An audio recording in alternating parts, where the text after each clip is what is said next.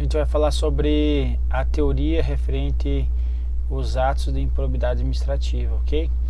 Aqui eu não vou separar os dias, dia 1, teoria X, dia 2, teoria Y, dia 3, a teoria tal. Por quê? Porque eu separei os dias com poucas questões referentes ao assunto, porque às vezes tinha poucas questões que caíram. Eu trouxe para dentro da bateria de questões de outros assuntos que nós já tínhamos estudado de forma acumulativa.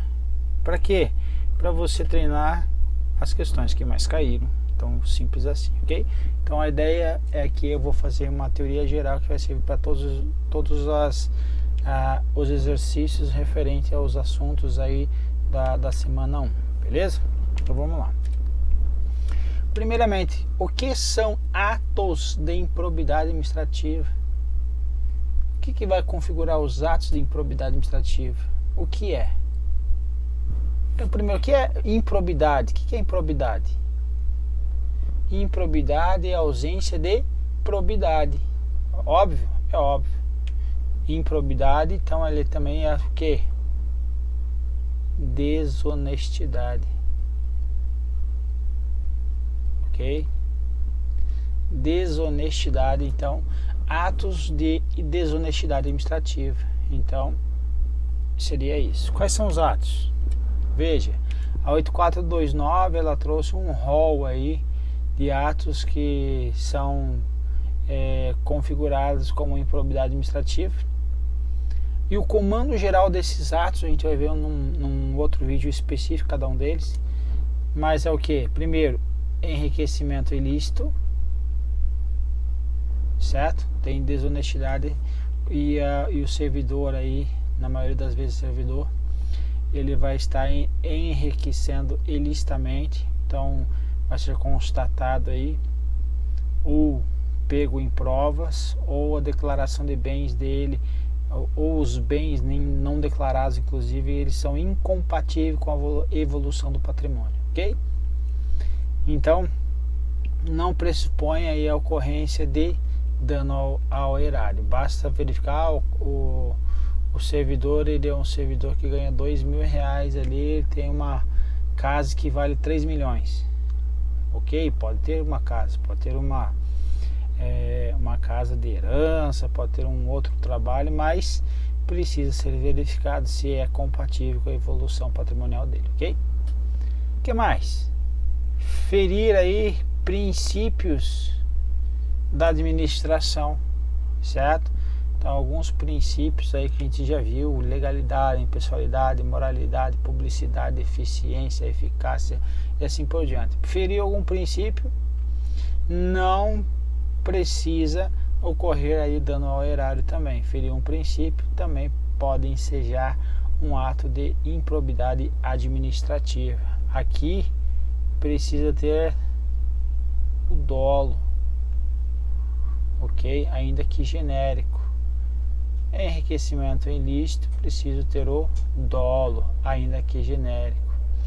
Agora, gerar prejuízo ao erário, uma ação aí ou omissão que gerou um prejuízo ao erário, precisa do que? Precisa da comprovação que ocorreu o que? Dano ao erário, obviamente. Então aqui eu preciso de dolo ou culpa. Então, dolo ou culpa, ok? Então aqui em cima, dolo, ainda que genérico, embaixo dolo ou culpa. O que configura então os atos de improbidade administrativa? A gente já viu, ok? Já viu que é enriquecimento ilícito, ferir princípios, atentar contra princípios da administração pública e gerar prejuízo ao erário. Mas vamos ver então os comandos gerais aí dos caput do artigo 9, 10 e 11. Então, o nono vai dizer que constitui ato de improbidade administrativa importando em enriquecimento ilícito auferir qualquer tipo de vantagem patrimonial indevida, ok? Indevida. Então, constitui improbidade administrativa, importando em enriquecimento. Então, o comando é o que? Enriquecer ilicitamente, certo? Auferir qualquer tipo de vantagem patrimonial indevida. Agora, ele vai dizer assim, em razão de exercício de cargo, mandato, função, emprego ou atividades mencionadas no artigo tal. Aqui, ok, é o comando geral, certo? É a regra. Então, comando geral barra regra geral. Por que regra geral? Para você não se esquecer que a regra geral vai ser o que? Um agente público.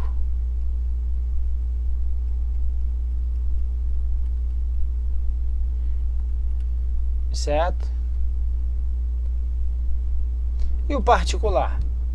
Também ele pode cometer um ato de improbidade administrativa, importando a ele enriquecimento ilícito?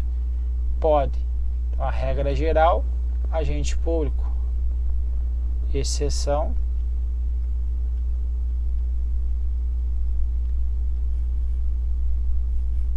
particular.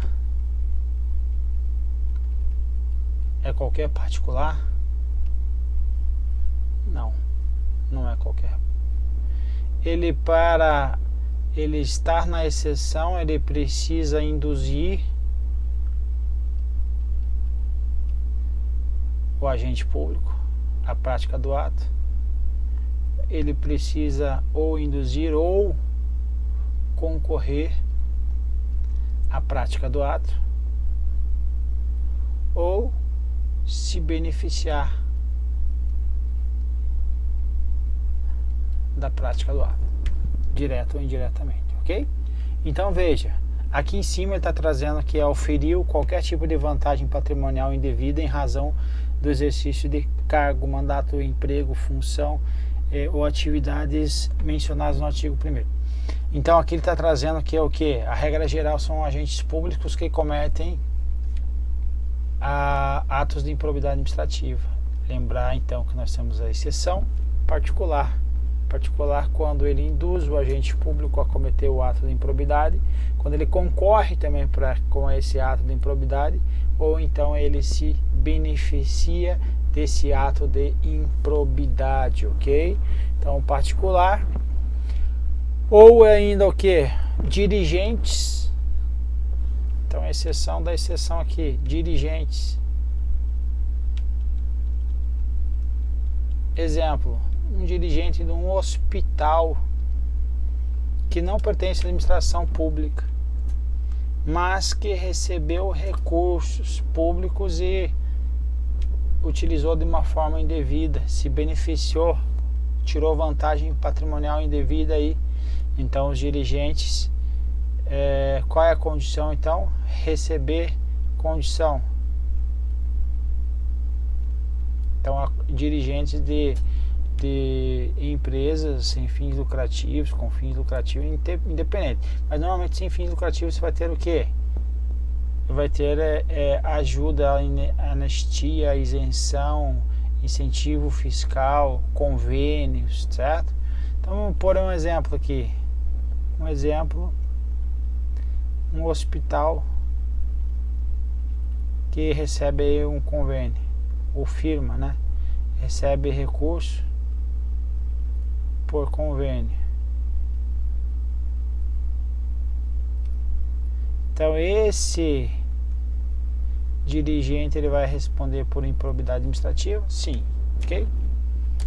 Então o 9 já foi, o 10, o artigo 10 é constituir também ato de improbidade administrativa que causa lesão ao patrimônio, ao erário, né? Patrimônio público, ao erário, qualquer ação ou omissão. Então aqui eu tenho que ter ação ou omissão dolosa ou culposa. No primeiro é só dolosa, com a intenção de enriquecer, ok? quem seja aqui perda patrimonial, então tem que ter a perda patrimonial. Desvio, apropriação, malbaratamento ou dilapidação dos bens ou haveres das entidades referidas no artigo 1º aí desta lei, ok? Então, entidades, órgãos ou alguém que recebeu algum auxílio, subvenção, anistia, isenção, incentivo fiscal, vai também cair aqui na lesão, porque está recebendo um recurso que é da União, é do Estado, é um recurso público, então ele vai estar cometendo aí improbidade administrativa quando causar lesão ao erário, ok? Então lembrar que as entidades lá que, por exemplo, se a União, veja que interessante, vamos supor, a União ela concorre com menos de 50% do recurso da entidade, vamos supor que seja, exemplo, que seja apenas 30%, então, e aí os dirigentes aí, eles estão lesando o patrimônio dessa instituição, vai responder por improbidade administrativa apenas o que? 30%, ok? 30%, porque o restante não é do erário, então não vai cometer lesão ao erário, ele vai cometer outro crime aí tipificado no Código Penal, beleza? O que mais? Aqui agora, quem atenta contra os princípios da administração pública, ok? Qualquer ação ou omissão, aqui eu preciso do dolo, certo? Dolo ainda que genérico, que viole os deveres de honestidade, imparcialidade, legalidade, lealdade às instituições, ok? Então, atentou contra os princípios, vai estar cometendo aí um ato de improbidade administrativa. A gente vai ver depois quais os incisos dos 3 artigos aí, ok? Primeiramente, o comando da questão: lesão, enriquecimento ilícito e atentar contra os princípios da administração, ok? Então, quem pode responder por atos de improbidade administrativa, a gente já viu que a regra é quem? O agente público. Regra, agente público. A gente já viu que temos exceções. Então, quem é o agente público aí para a Lei 8429?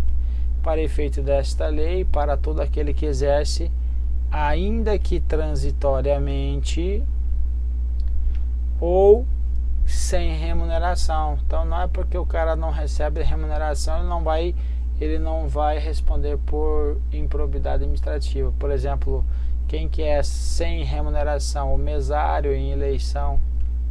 Mesário. Lembro? Em eleição, agente honorífico. Ele vai responder por crime de improbidade administrativa? Não, é ato de improbidade administrativa, ok? Ato de improbidade administrativa, atentou com algum dos princípios, agiu de forma ilegal, certo? Atentou contra um dos princípios, vai ser responsabilizado aí, vai ter que responder, vai ter que se defender contra aí as acusações, ok? Por eleição, nomeação, designação, contratação. Cá em questão e prova aí eu trouxe para vocês contratação de estagiário. Estagiário. Então o estagiário, ele pode cometer crime de improbidade administrativa? Pode. Ou qualquer outra forma de investidura ou vínculo. Então, ó, caso do estagiário, qualquer vínculo que tiver, estágio, pronto, ele vai ser um agente público aí para a regra aí para responder por improbidade administrativa. Mandato, cargo ou função das entidades mencionadas no artigo anterior lá, o dirigente lá que recebeu subvenção, recurso público, vai responder também, ok? Então a gente já falou sobre isso. Agente público pode responder, somente o agente público pode responder por improbidade administrativa. Já cantei a pedra aí que não. Qual é a condição? São aplicáveis no que couber. Então, obviamente, por exemplo, perda de função pública ele não vai perder porque ele não é um agente público. Então, então, particular, mesmo não sendo agente público, certo? Mesmo não sendo agente público, vai ser aplicável a lei. Qual é a condição? Induza ou concorra para a prática do ato de improbidade ou se beneficie da prática do ato de improbidade.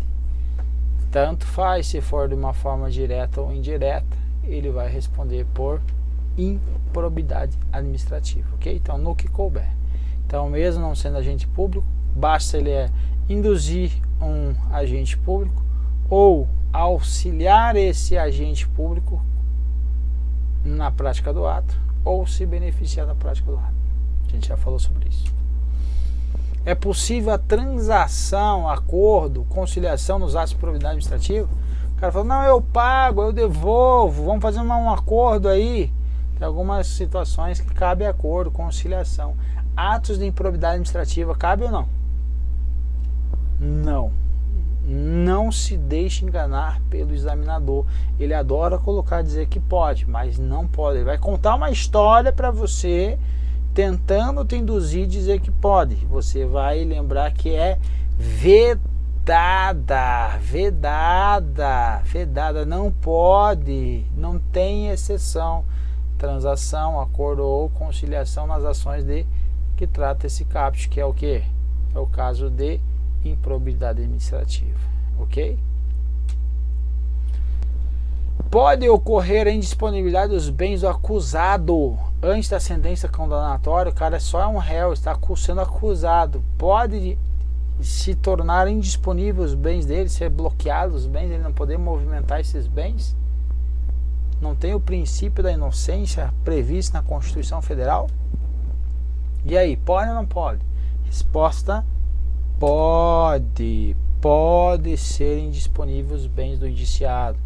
Então veja, quando o ato de improbidade administrativa causar lesão ao patrimônio público e ensejar em enriquecimento ilícito. Então o agente público ele de forma culposa, exemplo, de forma culposa, ele causou lesão ao patrimônio público, não se beneficiou do ato, ele não enriqueceu ilicitamente, ele só causou lesão. Quando ele causou lesão ao patrimônio público, pode ocorrer também o que? Então vai caber então a autoridade administrativa responsável pelo inquérito representar ao Ministério Público para a indisponibilidade dos bens do indiciado. Então, quem vai representar o Ministério Público? A autoridade administrativa. Quem vai decretar a indisponibilidade dos bens vai ser quem? O juiz, ok? Juiz. Então, somente o juiz. Então, vai representar o Ministério Público e o Ministério Público vai solicitar a indisponibilidade dos bens. Para a indisponibilidade dos bens vai ser solicitada ao juiz, perfeito? Então, vai recair sobre o que? Sobre todos os bens que assegurem o integral ressarcimento do dano, ok? Então, não vai cair sobre todos os bens, mas sobre aqueles que garantam o integral ressarcimento do dano. STJ vai ter uma situação que é o seguinte, ó. A necessidade de comprovação concreta de que o réu estaria dilapidando o seu patrimônio ou na iminência de dilapidar. Então vamos tornar indisponíveis os bens porque ele está rasgando dinheiro, vamos dizer. Certo? Está gastando com dinheiro, está gastando todo o dinheiro aí que aparentemente ele causou, teve um enriquecimento ilícito. Então eu tenho que demonstrar isso no processo que ele está dilapidando o patrimônio para que ocorra a indisponibilidade dos bens. STJ, desnecessidade, não precisa, desnecessidade de prova de periculo in mora concreto, ou seja, de que o réu estaria dilapidando seu patrimônio ou na iminência de fazê-lo, exigindo apenas a demonstração do fumus boni iuris, o bom direito, consistente em fundados indícios da prática dos atos de improbidade. Então, logicamente, a condição é o que? Fundados indícios, fundados indícios da prática de atos de improbidade administrativa. Não vou sair tornando indisponível todo e qualquer bem. Não, tem que ter a demonstração do bom direito, exigindo aí fumus boni iuris, consistente em fundados indícios, ok? Pessoal, vamos ficar por aqui para não ficar tão grande a aula e vamos continuar no próximo vídeo. Um abraço.